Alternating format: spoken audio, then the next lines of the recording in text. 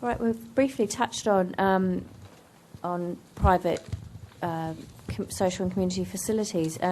If these facilities become surplus, should we treat them any different from public social and community facilities? Does anyone have any comments to make essentially on the differences you think we should take in our policy approach overall to private versus public social and community facilities?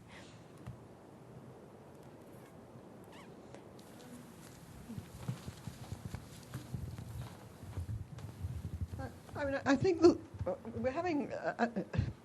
I think we're having this sort of conflict about here now about the sort of desire to have more housing, and without recognising that when you have more housing, even if it's private housing, you do need to balance that with the increased social community facilities.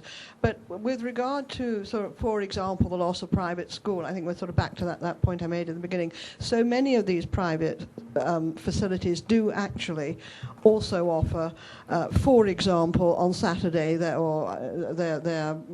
hall for rehearsals for for local and so on. So they do use their premises, sometimes because they need to, because they, for extra income for themselves.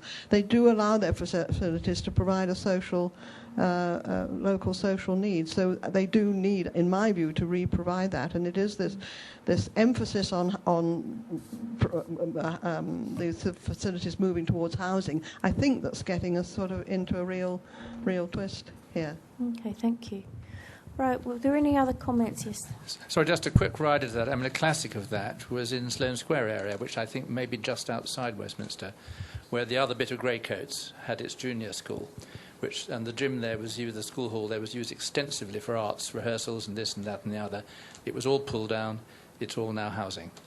And a very valuable, very central, right by Sloane Square station facility was lost entirely. Now, not your problem, but the illustration that our previous speaker said, it seemed to me that's a perfect example of where that went badly wrong.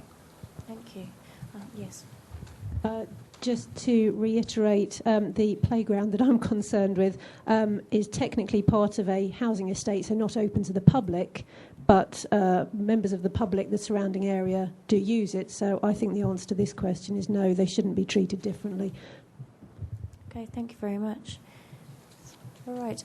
If we take a short break now and come back at... Sorry, I'm trying to read your watch. If we try to be back in our seats at about 5:02, then that would be great. Just a quick 10-minute break. Thank you.